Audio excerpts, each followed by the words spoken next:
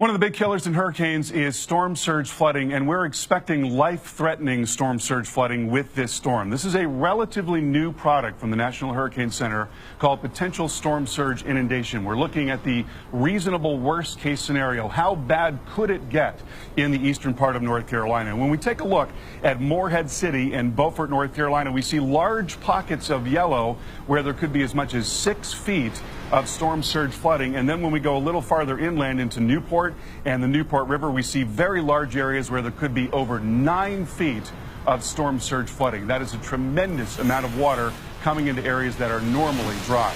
So what does that look like when you're actually on the ground? Well, consider as this is happening, it's being driven by the wind. So, of course, there's a tremendous amount of wind. This is not still water. This is water that is moving. It's got a lot of flow. It's got a lot of power. And by the time it gets to 2 to 3 feet high, that's enough to float a vehicle. So you've got no chance of escaping by vehicle at that point.